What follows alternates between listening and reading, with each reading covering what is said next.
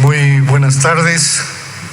Un saludo cordial al presidente del Tribunal Constitucional Plurinacional, el colega Petronilo Flores. Queridas colegas, queridos colegas, un abrazo para todos ustedes. Le decía al doctor Jorge Antonio Asbun Rojas que para mí sí es un honor primero estrecharle la mano.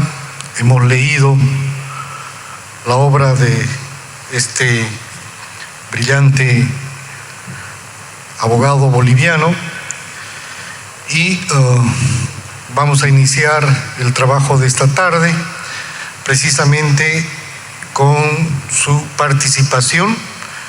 El doctor Jorge Antonio Asbun Rojas es docente de posgrado de Derecho Constitucional en varias universidades bolivianas. Doctor en Derechos por la Universidad Complutense de Madrid, España. Dentro de su trayectoria profesional, debemos destacar que fue presidente del Consejo Técnico del Centro de Conciliación y Arbitraje de la CAINCO, expresidente de la Academia de Bolivia de Estudios Constitucionales, miembro de diversas instituciones tales como el Consejo Ciudadano para la Reforma Constitucional del 2001, el Consejo Nacional Preconstituyente y Preautonómico, el Consejo Preautonómico de Santa Cruz, el Consejo Asesor del Anuario Iberoamericano de Justicia Constitucional, el Centro de Estudios Constitucionales de Madrid y el Instituto Iberoamericano de Derecho Constitucional. El doctor Jorge Antonio Asbun Rojas ha realizado temas de investigación en materia del derecho constitucional, del derecho procesal constitucional y la interpretación constitucional. Dentro de sus publicaciones más relevantes está el recurso directo de nulidad en la jurisprudencia del Tribunal Constitucional, varios ensayos de los que podemos destacar la acción de inconstitucionalidad en Bolivia. Queridos colegas, queridas colegas, hoy este brillante intelectual boliviano va a exponer la acción de inconstitucionalidad en Bolivia. Pido por favor un caluroso aplauso de bienvenida para el doctor Jorge Antonio Asbun Rojas.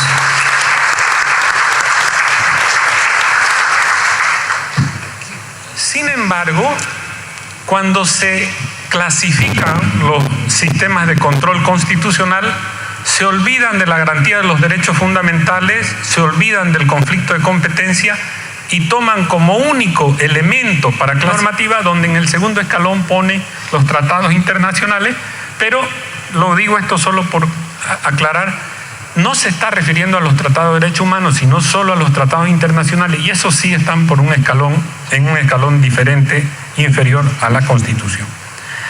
Entonces, hoy la Constitución boliviana no es solo los 411 artículos, sino todos los tratados suscritos y ratificados por Bolivia. Pero además es también, según el articulado de estos tratados y la jurisprudencia del Tribunal Constitucional Boliviano, las sentencias emitidas por las Cortes de esos pactos o convenios internacionales y además las sentencias del propio Tribunal Constitucional, que es el intérprete último de la Constitución. Y ello sale de que, por un lado, el tribunal es el garante de la primacía constitucional, sus resoluciones no tienen recurso ulterior alguno y, en definitiva, se convierte en el intérprete máximo de la Constitución. Entonces, cuando decimos comparar, contrastar una ley, en el caso que nos ocupa, con la Constitución, tenemos que contrastarla con todos esos documentos y jurisprudencia que he mencionado, y ese es el significado de la palabra Constitución según el texto hoy vigente. Bien, aclarado ese aspecto, nos corresponde identificar cuáles son las normas objeto de control en esta acción de inconstitucionalidad. Y este parece un tema menor porque si uno revisa la jurisprudencia del tribunal, está siempre observando a las demandas o falta de fundamentación o que no se trataba de una norma que sea objeto del control de constitucionalidad.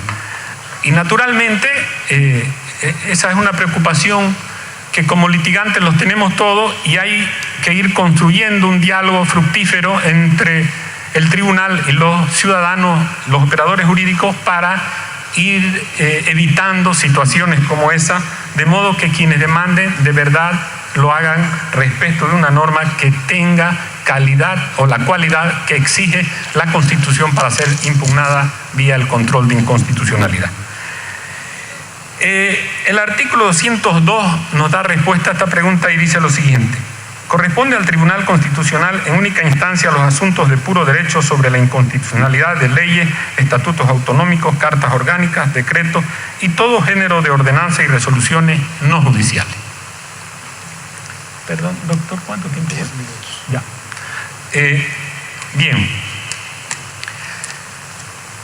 Este artículo nos dice implícitamente, porque utiliza la palabra ley,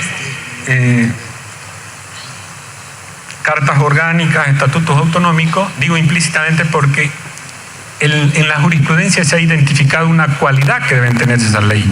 Deben ser leyes generales, es decir, no leyes que resuelvan un caso concreto, por decir un nombramiento, por decir una expropiación que tiene nombre y apellido. Deben ser leyes generales. Decía yo, pareciera estar implícito en la palabra ley, pero si luego vemos que la Constitución también señala que tendrá la sentencia de efectos respecto de todos, en conjunto, y añadido a ello, y lo más importante, que el análisis es de puro derecho, en conjunto nos está diciendo que se trata de leyes generales, no de leyes que resuelvan casos particularizados o individualizados con nombre y apellido. Y el mismo sentido tiene la expresión no judicial. La expresión que excluye las resoluciones judiciales no es porque éstas no tengan protección o estén eximidas de la protección constitucional, sino porque en realidad no pueden ir por la vía de la inconstitucionalidad en la medida en que carecen de la generalidad, que es el requisito esencial para impugnar vía acción de inconstitucionalidad. La mayoría de las resoluciones judiciales, todas las resoluciones judiciales, siempre identifican unas personas con nombre y apellido. Eso no quiere decir, por ejemplo, que no pueda demandarse un acuerdo de sala plena que tenga, entre comillas, de alguna manera una potestad de reglamentación de proceso. Eso ha sucedido y el tribunal lo ha declarado inconstitucional en cuanto había, entendía el tribunal, una incompatibilidad con la Constitución. Pero se trataba de una norma, si quieren ustedes, procesal que había la Corte dictado como Tribunal Supremo, tratando de regular un tema específico de los procesos. Cuando nos referimos a resoluciones no judiciales, cuando excluye la Constitución, se trata de aquellas emitidas en procesos civiles, penales, en fin, o incluso procesos administrativos en los cuales las partes están individualizadas. Naturalmente, ha quedado implícito también ahí que se trata de normas vigentes, es decir, cuando dice leyes, decretos, resoluciones, en fin, está expresando la Constitución que, como quiera, que primero debe existir el proceso de aprobación, trámite, la publicación, el control de constitucionalidad, a diferencia del control previo que nos explicaba esta mañana la magistrada del tribunal, que sucede sobre normas que van a ser aprobadas, esto es de normas ya aprobadas. Por eso se llama este control también control posterior, porque opera el control una vez se ha aprobado la ley. También se requiere que la norma esté vigente. No opera independientemente de la razón por la cual la norma constitucional haya perdido vigencia, sea por abrogación, por declaración de inconstitucionalidad, porque está sujeta a otra norma, su validez, en fin, por la razón que sea, si la norma no está vigente, no puede demandarse de inconstitucionalidad, porque la función de la acción de inconstitucionalidad es ordenar que las normas sean conformes a la Constitución.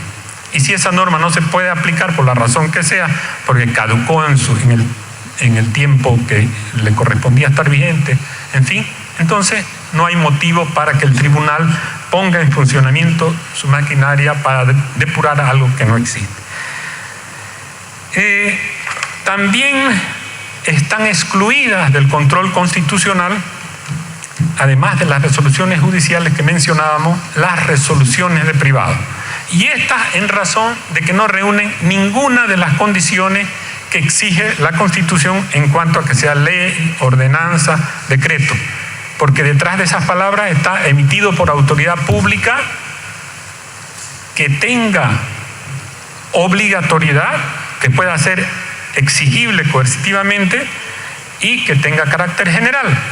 Las resoluciones de privado carecen de todos esos elementos. A pesar de ello, han existido acciones de inconstitucionalidad que se han presentado, por ejemplo, contra un reglamento de la Federación Boliviana de Fútbol que había hecho una discriminación en cuanto a que el nacionalizado para jugar en un partido de fútbol no era nacional, era nacionalizado. Creaba una categoría distinta a lo que la Constitución había establecido, o nacionalizado o nacido, no había más. El nacionalizado se convierte en un nacional, pero en el Estatuto de la Federación decía que era una persona que estaba ahí entre ambos. El tribunal expresó que no podía conocer por esa vía, porque en realidad, como les mencioné, no reúne de los requisitos para ser considerado una acción de inconstitucionalidad y corresponde otra vía. Eso se resolvió luego, porque así lo correspondía, mediante un amparo constitucional.